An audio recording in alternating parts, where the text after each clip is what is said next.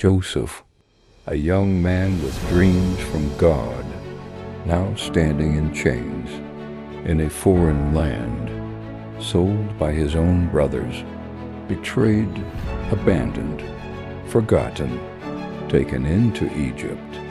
He was sold to a man named Potiphar, an officer of Pharaoh, captain of the guard.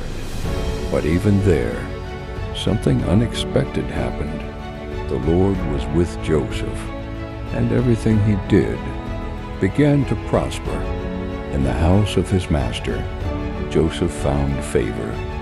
Potiphar noticed it. He saw that God was with Joseph and that everything he touched succeeded. So he trusted him.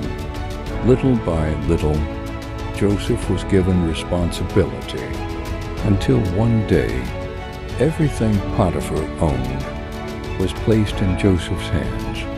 The house, the servants, the fields, everything. Potiphar worried about nothing except the food he ate. Joseph was young, strong and handsome, and that became the beginning of his greatest test. Potiphar's wife began to look at him, not just once, but every day. Her eyes followed him. Her thoughts became bold. Then one day, she said it, "Lie with me." But Joseph refused. How can I do this great wickedness and sin against God? Even when no one was watching, Joseph chose God. Day after day, she kept pressuring him, tempting him, trying to wear him down. But he would not listen until one day he went into the house to do his work, and no one else was inside. She caught him by his garment. "Lie with me." But Joseph ran. He fled, leaving his garment behind. Humiliated, rejected, angry, she cried out, called the servants, and lead. This Hebrew came to mock me. He tried to force himself on me.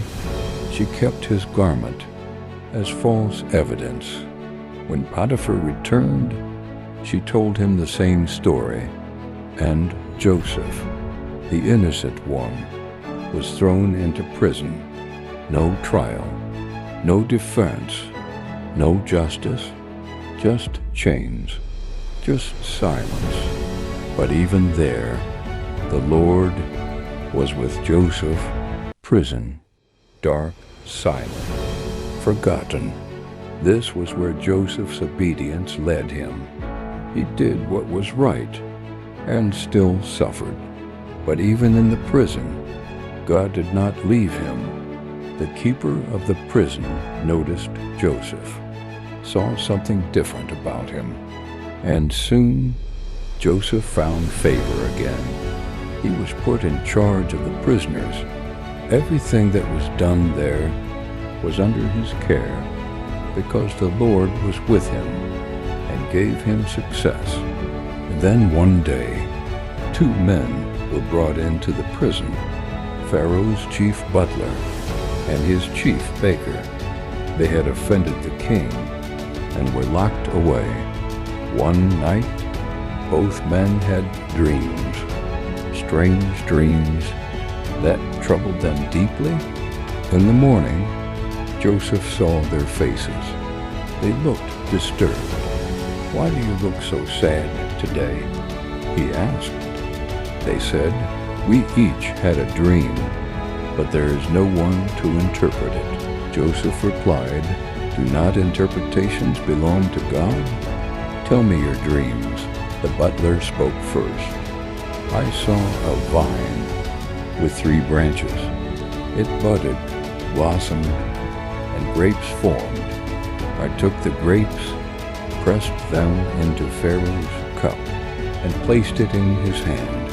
Joseph listened and said, "The 3 branches are 3 days. In 3 days, Pharaoh will restore you to your position. You will serve him again Then Joseph added, "When it is well with you, please remember me.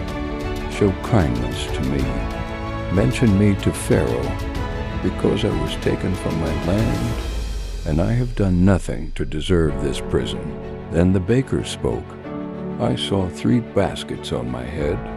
In the top basket were baked goods for Pharaoh, but birds came and ate them." Joseph grew serious. "The 3 baskets are 3 days. In 3 days, Pharaoh will lift your head off you, and birds will eat your flesh."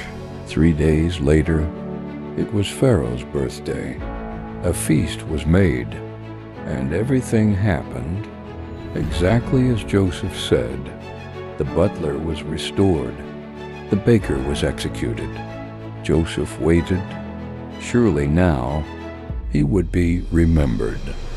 Surely now his story would change. But the butler forgot him.